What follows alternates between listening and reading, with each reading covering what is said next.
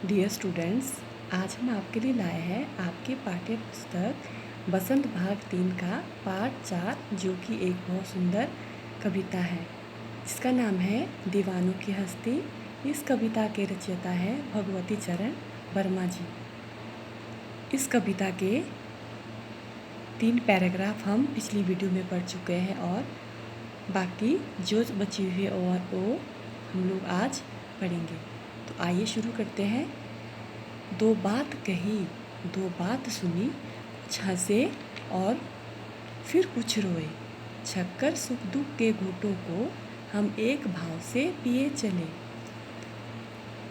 यहाँ पर बहुत सुंदर बात कही है। किसने कही है? कवि ने। कवि ने कहा है कि मैंने किसी से दो बातें सुनी, उन बातों को सुनकर मैं हंसा और कभी मैं रोया। यानी मैंने लोगों से कुछ बातें सुनी और कुछ सुनाई। लोगों की बातों को लोगों को अच्छी बातों से हंसाया और उनके साथ मैं खुद भी हंसा। किसी ने मेरे साथ बुरी बातें कही तो उसकी बुरी बातें सुनकर मुझे दुख हुआ, यानी मैं रोया भी।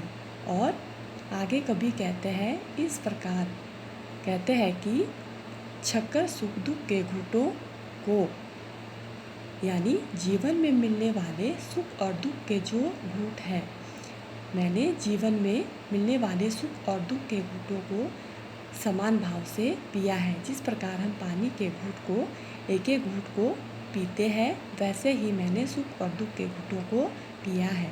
कभी कहते हैं कि जीवन में मुझे सुख के घूंट भी मिले और दुख के घूंट भी मिले, लेकिन उन दुख और सुख के घूंटों को मैंने छक्कर यानी मन भरकर पिया है और उनसे मिलने वाले घूंटों को मैंने एक भाव से पिया है, यानी सुख और दुख से मिलने वाले घूंटों को मैंने समान भाव से पिया है।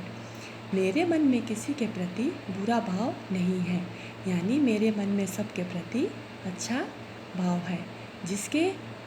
जिसने मेरे साथ अच्छा व्यवहार किया उसके प्रति मेरे मन में भी अच्छा व्यवहार है, मतलब उसके प्रति मेरे अंदर अच्छी भावना है। और जिसने मेरे साथ बुरा किया उसके प्रति भी मेरे मन में अच्छी ही भावना है। जिसने मुझे दुख दिया उसके लिए मेरे मन में अच्छा ही भाव है, यानी मेरे लिए अच्छे और बुरे में अब कोई अंतर नहीं रह गया है। और इन सुख और दुख रूपी घूंटों को मैंने जी भरकर पिया है और समान भाव से पिया है। नेक्स्ट है आपका, हम भीख मंगों की दुनिया में स्वच्छंद लुटाकर प्यार चले, हम एक निशानी से ऊपर ले असफलता का भार चले। इसमें कवि कहते हैं कि हम भीख मंगों की दुनिया में, भीख मंगे क्या होते हैं? भीख मंगे यानी भीख मांगने वाले, यानी निर्धन।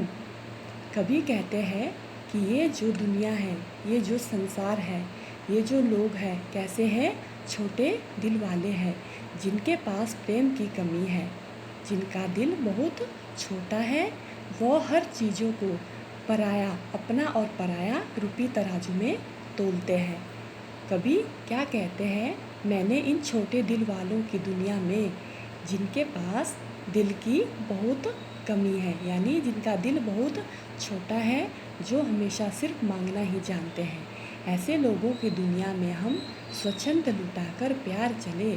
स्वच्छंद यानी एकदम खुले दिल से, खुले मन से मेरे अंदर प्यार भरा है।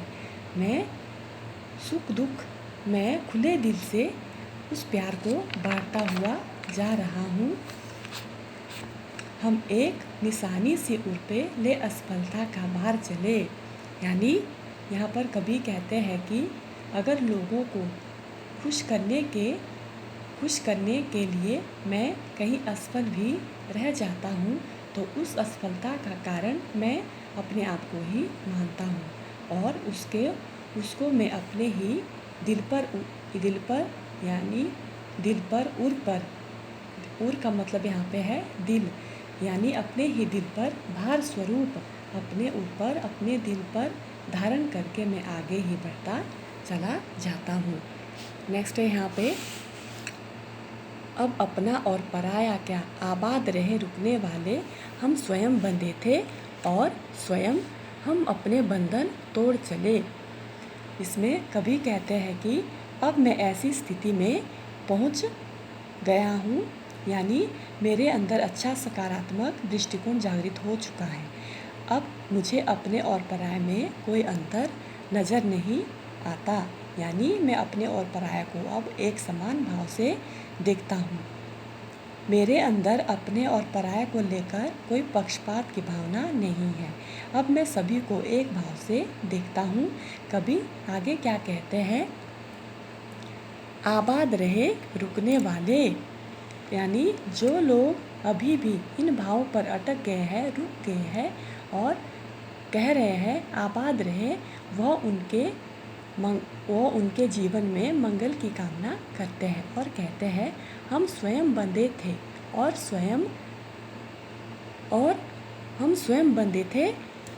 स्वयं हम अपने बंधन तोड़ चले। यानी कभी कहते हैं कि हम स्वयं बंधे थे और अपने बंधन स्वयं ही तोड़ेंगे। तो कभी आगे क्या कहते हैं, संसार की इन बातों में, यानी संसार की लुभावनी बातों में, लुभावनी चीज़ों में स्वयं बंधा था, यानी मैं संसार की जो लुभावनी वस्तु है इनमें मैं स्वयं ही बंधा था। इसका कारण मैं स्वयं अपने आप को ही मानता हूँ। मुझे इन चीज़ों में बंधने के लिए किसी भी प्रकार के लोगों ने मजबूर नहीं किया, मैं स्वयं ही इन बंधन में बंधा था।